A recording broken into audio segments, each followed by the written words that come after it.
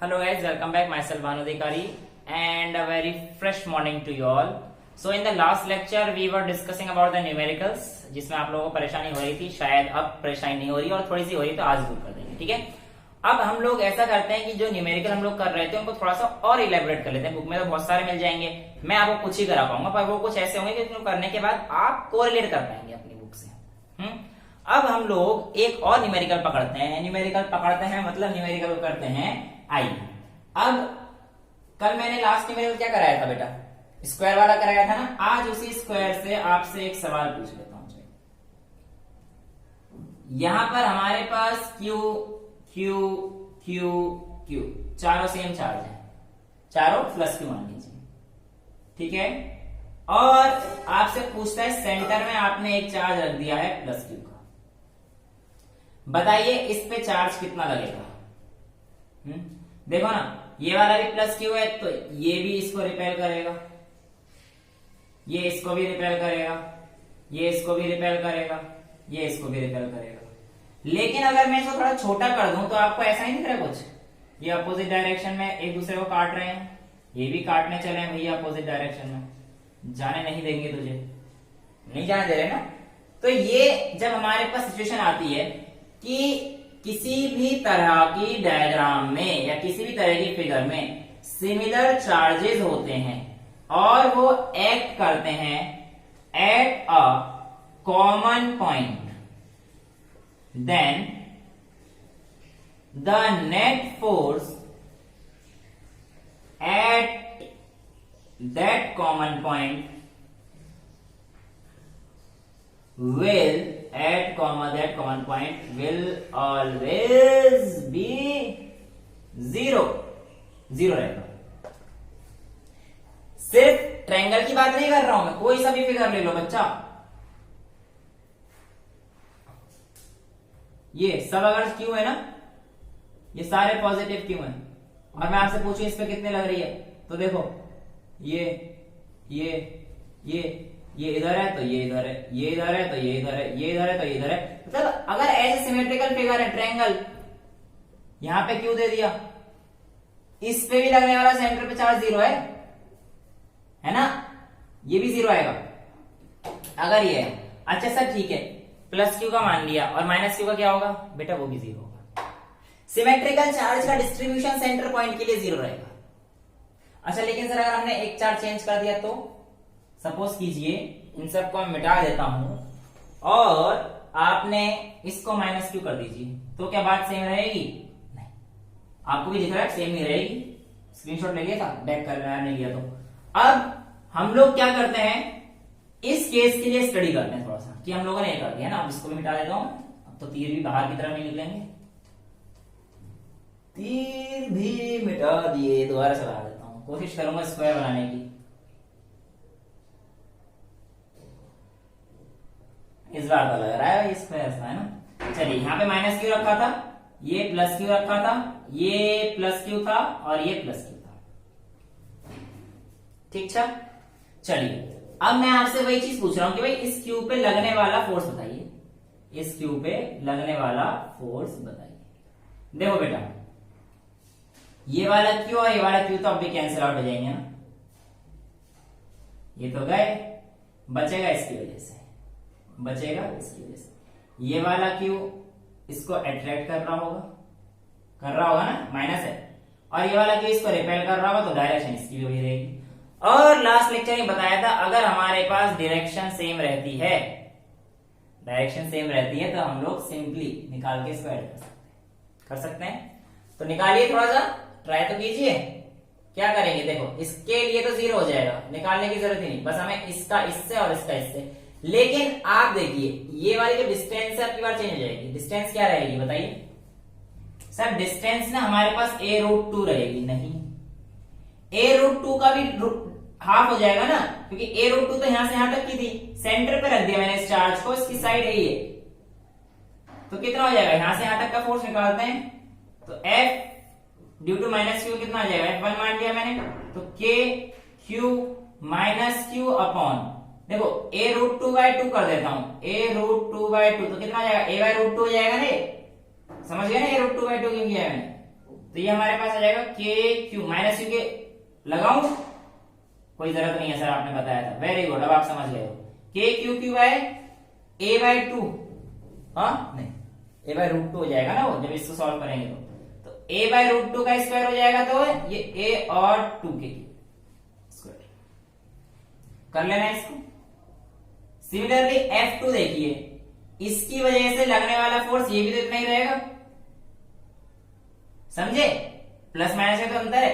तो हमारे पास ये भी कितना आएगा 2k बाय ए स्क्वायर, क्योंकि भाई यहां से इस पे जो रिपेल लगाएगा रिपल्शन फोर्स बस लगेगा तो इतना ही। और अगर along the line of direction पे जा रहा है तो हम लोग क्या कर सकते हैं इसको, सिंपली 2k बाय ए स्क्वायर प्लस 2k बाय ए स्क्वायर, तो नेट कितना आ जाएगा हमारे पास 4k बाय ए स्क्वायर। ठीक है, फटाफट से इसका स्क्रीनशॉट लेना है, ले लीजिए, फिर हम लोग आगे चलते हैं।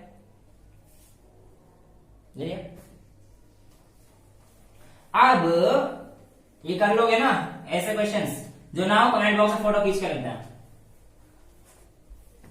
क्लिक करना छोड़ देना।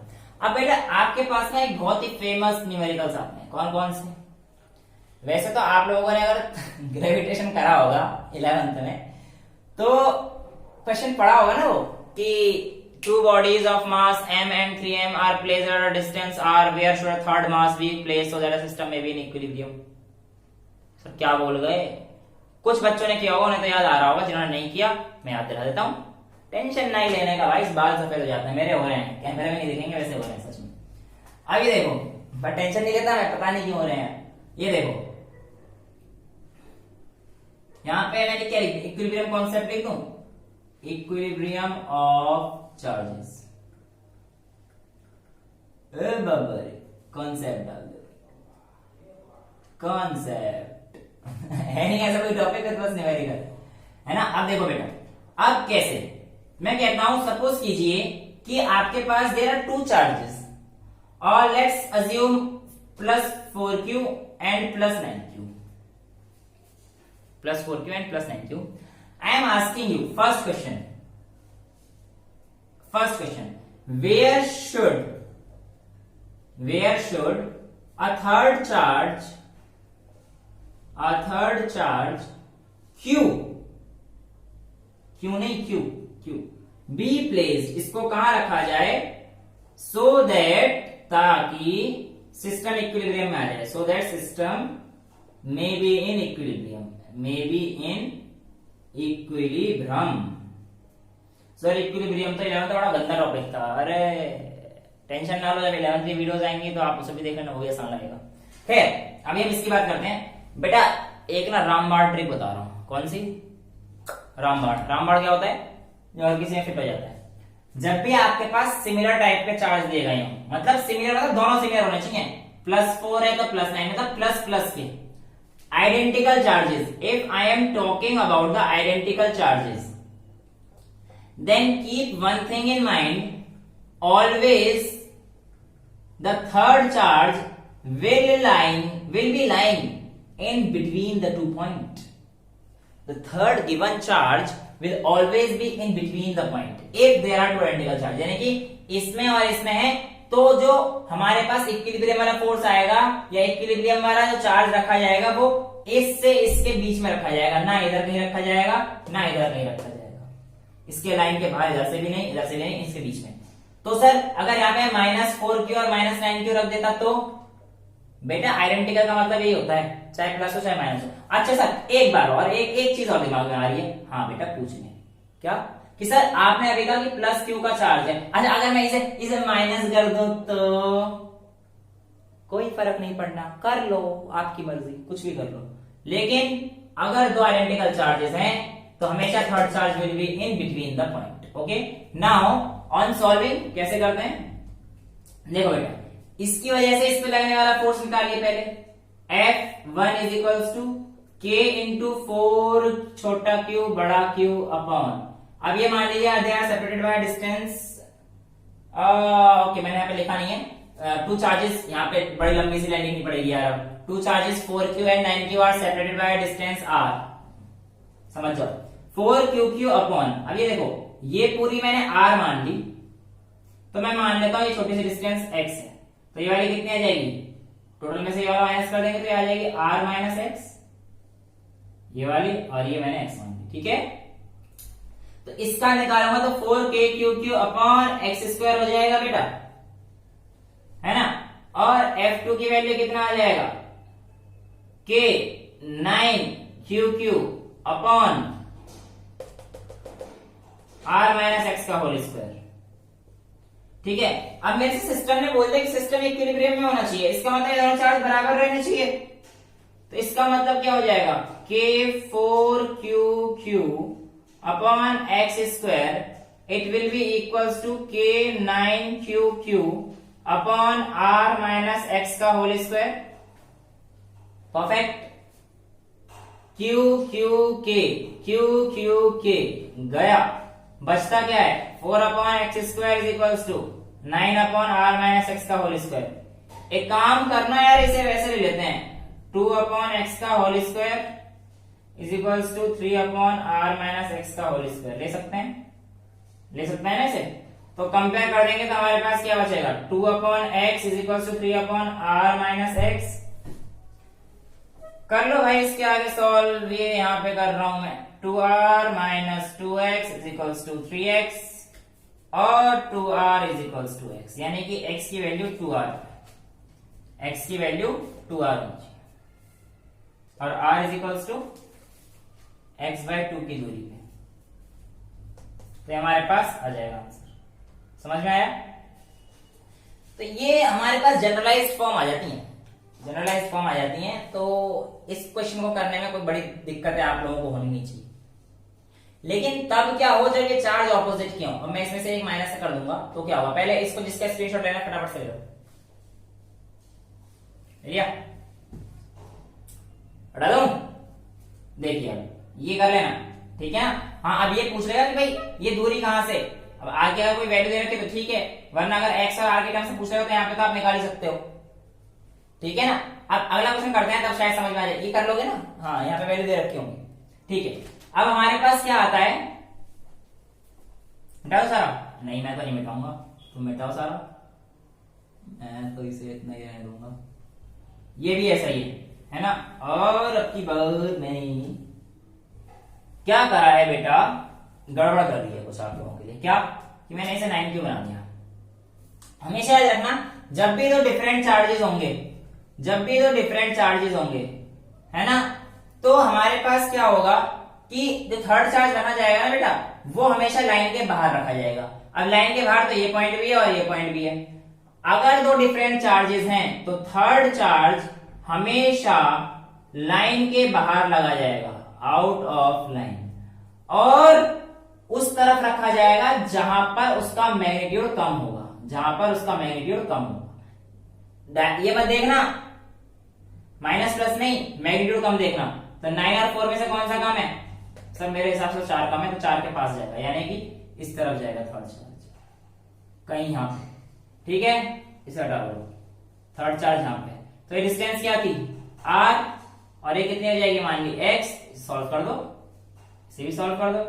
कैसे करोगे, वही सेम फॉर्मूला बेटा, पहले इसका हिस्सा निकालो, f is equals to k 4q into q upon x square, और यहाँ पे क्या हो जाएगा इस बार, ये इज इक्वल्स टू, समझ गया ना, इक्विलिब्रियम में आने के लिए तो इक्वल्स टू करना ही पड़ेगा, मैंने पूरा स्टेप खा गया हूं बीच के, तो ये 9 लिखना है यार, स्टेप कोई नहीं खाया, मतलब वो जो थ्योरी लिखी थी वही लिखे।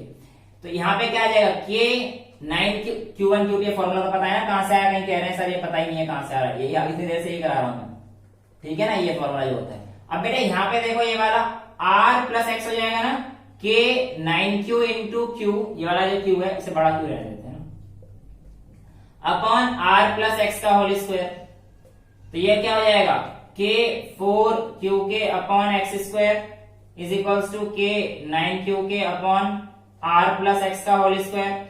ये कट जाएगा, 9 नहीं कटेगा, q कटेगा, समझ गए ना, 9 नहीं कटेगा, ये सारे कट जाएंगे, क्या बच जाएगा भाई, फटाफट से कर दो अब तो sir, 4 upon x square is equals to 9 upon r plus x square, और यहां से बिल्कुल पीछे वाला इधर करते हैं। अब आप बच्चे तो है नहीं, r और x में रिलेशन निकाल लीजिएगा, वही वो पूछेगा, तो ये r लिख लीजिएगा, ठीक है।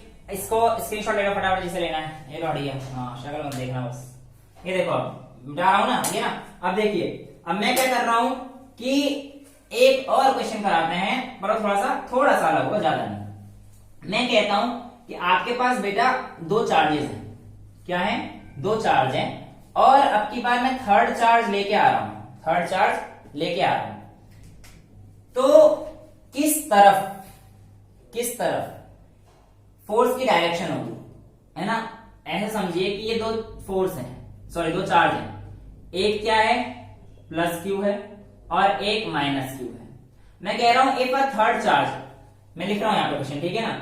To charges plus q and minus q are separated by distance r, if a third charge plus q is kept at the center, centre पे रख दिया।